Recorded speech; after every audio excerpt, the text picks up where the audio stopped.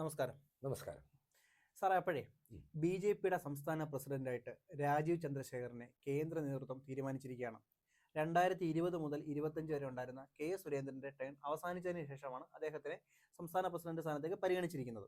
അദ്ദേഹത്തിന്റെ ഒരു കടന്നുവരവ് എങ്ങനെയായിരുന്നു? അതിന്റെ ഒരു തുടക്കം?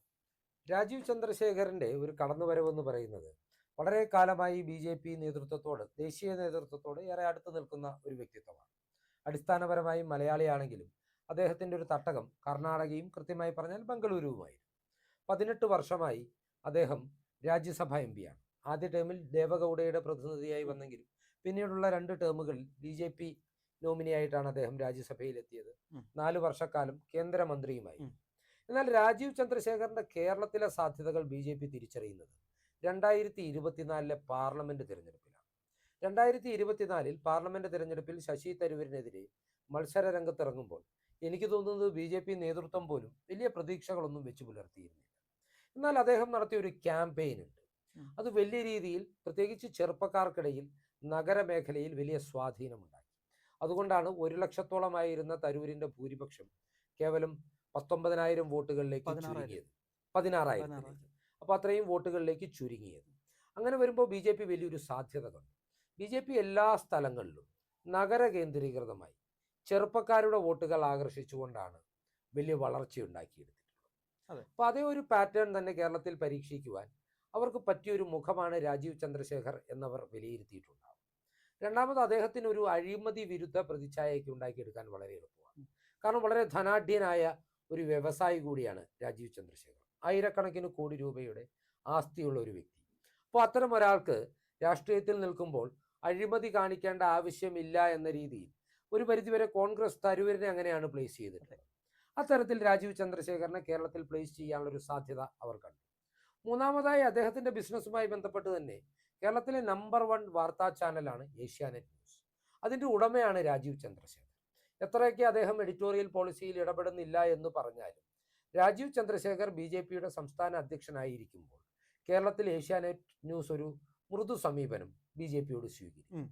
ഇത്തരം കാര്യങ്ങൾ വെച്ച് നോക്കുമ്പോൾ രാജീവ് ചന്ദ്രശേഖറിന്റെ ഒരു തെരഞ്ഞെടുപ്പ്, സംസ്ഥാന അധ്യക്ഷനായ ഒരു കടന്നുവരവ് BJPക്ക് കേരളത്തിൽ വലിയ മുന്നേറ്റമുണ്ടാക്കാനുള്ള സാധ്യതയുണ്ട് എന്നാണ് എൻ്റെ ഒരു വിലയിരുത്തൽ. മറ്റൊരു കാര്യം ചോദിക്കുന്നത്, രാജീവ് ചന്ദ്രശേഖറിന്റെ കടന്നുവരവ് ഏത് രീതിയിലായിരിക്കും ഇടത് വലത് മുന്നണികൾക്ക് ഒരു ഭീഷണിയാവുന്നത്? BJPയെ സംബന്ധിച്ച് പറയുകയാണെങ്കിൽ അവർ വലിയ പ്രതീക്ഷ അർപ്പിക്കുന്ന ഒരു സംസ്ഥാനമാണ് കേരളം. കേരളത്തിലെ മുന്നണി രാഷ്ട്രീയമാണ് BJPക്ക് മുന്നിലുള്ള ഏറ്റവും വലിയ വെല്ലുവിളി. പക്ഷേ ഈ അവസരത്തിൽ BJP 2026 നിയമസഭാ തെരഞ്ഞെടുപ്പിലേക്ക് പോകുമ്പോൾ വലിയ ആത്മവിശ്വാസത്തിലാണ്. ഈ ആത്മവിശ്വാസത്തിന് ആധാരം എന്ന് പറയുന്നത് 2024 ലോക്സഭാ തെരഞ്ഞെടുപ്പിന്റെ വോട്ട് കണക്കാണ്. നമ്മൾ നോക്കിയാൽ 11 മണ്ഡലങ്ങളിൽ 2024 BJP 1-ാം സ്ഥാനത്തെത്തി. 11 മണ്ഡലങ്ങൾ എന്ന് പറയുന്നത് 11 നിയമസഭാ മണ്ഡലങ്ങളിൽ BJP 1-ാം സ്ഥാനത്തേക്ക് എത്തി. അപ്പോൾ ഈ 11 മണ്ഡലങ്ങളിൽ വിജയം ആവർത്തിക്കാനായാൽ 2026 തെരഞ്ഞെടുപ്പിൽ കേരളത്തിലെ 4ാമത്തെ വലിയ കക്ഷിയാകാൻ കഴിയുമെന്നാണ് BJP വിലയിരുത്തൽ. 1-ാം സ്ഥാനത്ത് CPM-ഓ കോൺഗ്രസോ വരാം, അല്ലെങ്കിൽ 1ഉം 2ഉം സ്ഥാനങ്ങളിൽ CPM-ഓ കോൺഗ്രസോ ആയിരിക്കും.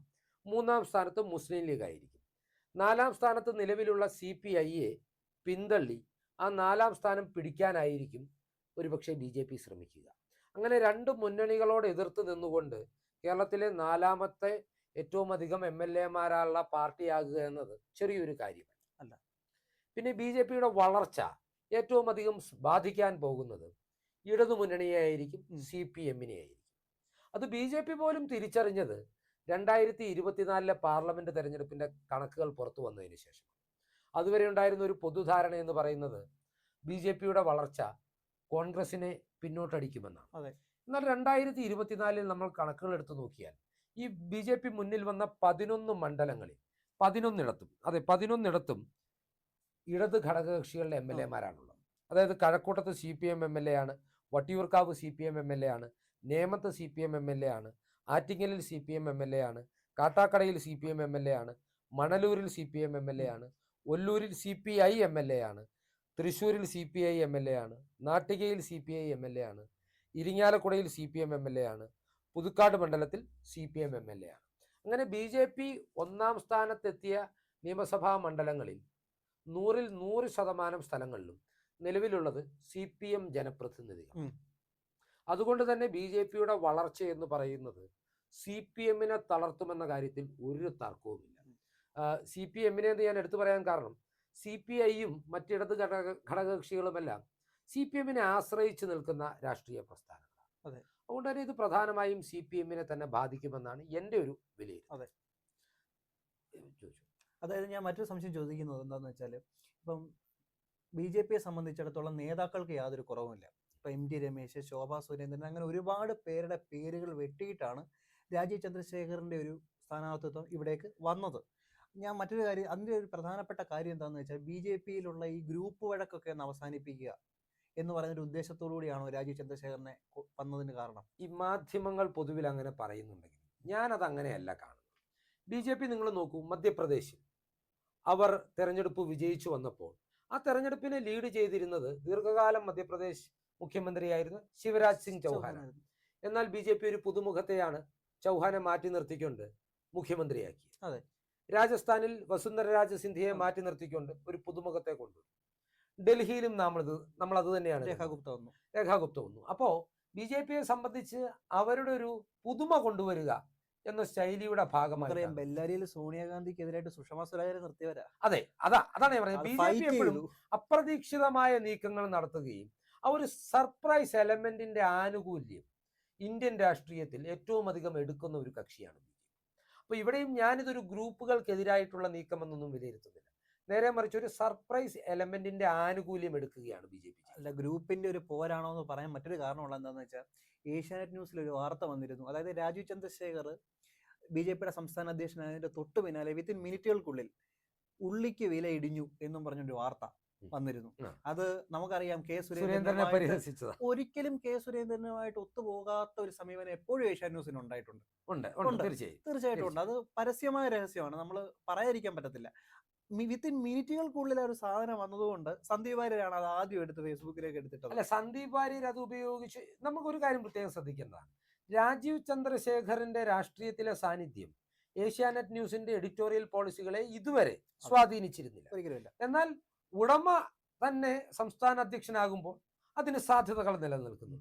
ഉള്ളിക്ക് വിലയിടിഞ്ഞു എന്നുള്ള ഒരു പരിഹാസം ഞാൻ ഒരു കാര്യം തീർച്ചയായിട്ടും പറയാം. വി മുരളീധരനെയോ കെ സുരേന്ദ്രനെയോ ശോഭാ സുരേന്ദ്രനെയോ എം ടി രമേശിനെയോ ഒന്നും മാറ്റി നിർത്തിക്കൊണ്ട് കേരളത്തിൽ ബി ജെ പി മുന്നോട്ട് പോകുമെന്നും രാജീവ് ചന്ദ്രശേഖർ അവരെ ഒഴിവാക്കുമെന്നും ഞാൻ വിശ്വസിക്കുന്നില്ല. അതിന് കാരണമുണ്ട് കൃത്യമായിട്ട്. എൻ്റെ കൃത്യമായ കാരണം എന്താണെന്ന് പറഞ്ഞാൽ, നേരത്തെ താങ്കൾ പറഞ്ഞ പോലെ സന്ദീപ് വാര്യരാണ് ഇപ്പോ കേരളത്തിൽ ബി ജെ പിക്കെതിരെ ഏറ്റവും കടന്നാക്രമണം നടത്തുന്ന ഒരു കോൺഗ്രസ്. കൂടെ കടന്നവനല്ലേ രാപ്പനി അറിയൂ? അതെ, എന്ന് പറഞ്ഞ പോലെ കൂടെ കടന്നവനല്ലേ രാപ്പനി അറിയൂ എന്ന രീതിയിൽ സന്ദീപ് വാര്യർ വലിയ കടന്നാക്രമണമാണ് ബി ജെ പിക്കെതിരെ നടത്തുന്നത്. അപ്പോൾ സ്വാഭാവികമായും ഇനി നേതൃനിരയിൽ നിന്ന് ഇപ്പൊ നേരത്തെ ഒരു അഭ്യൂഹം ഉണ്ടായിരുന്നു, മനോരമ ന്യൂസ് റിപ്പോർട്ട് ചെയ്തതാണ്, പേര് പറഞ്ഞിട്ടില്ല എന്നേ ഉള്ളൂ, എം ടി രമേശ് കോൺഗ്രസുമായി ചർച്ച നടത്തുന്നു. Sandeep Warrier B J P വിട്ട് കോൺഗ്രസ് വന്നപ്പോൾ ആ സമയത്ത് സന്ദീപ് വാര്യരിലൂടെ ഒരു ഓപ്പറേഷൻ എന്ന് പറയുന്നു. ശോഭാ സുരേന്ദ്രന്റെ കാര്യത്തിലും പല അഭ്യൂഹങ്ങളും അന്തരീക്ഷത്തിൽ നിലനിൽക്കുന്നുണ്ടായിരുന്നു. അപ്പോൾ ഇത്തരം പ്രധാനപ്പെട്ട നേതാക്കൾ ആരെങ്കിലും രാജീവ് ചന്ദ്രശേഖർ കടന്നു വരുന്നതോടെ ഒതുക്കപ്പെട്ടാൽ, ഒഴിവാക്കപ്പെട്ടാൽ അവരെ ചാക്കിട്ട് പിടിക്കുവാൻ കോൺഗ്രസും സി പി എമ്മും എല്ലാം ശ്രമിക്കും. അത് കൃത്യമായി അറിയാവുന്ന ഒരു പാർട്ടിയാണ് ബി ജെ പി. അതുകൊണ്ട് തന്നെ ഈ നേതൃത്വത്തെ മുഴുവൻ കൂടെ ചേർത്ത് നിർത്തിക്കൊണ്ടായിരിക്കും ബി ജെ പി മുന്നോട്ട് പോകുക. ഞാനൊരു കാര്യം കൂടെ പറഞ്ഞുകൊണ്ട് നമുക്ക് ഈ ചർച്ച അവസാനിപ്പിക്കാം. അതായത് അടുത്ത നിയമസഭാ തെരഞ്ഞെടുപ്പിലേക്കും മത്സര രംഗത്ത് പോകുമ്പോൾ ഞാൻ പറഞ്ഞല്ലോ, നേരത്തെ ഒരു 11 മണ്ഡലങ്ങളുണ്ട്.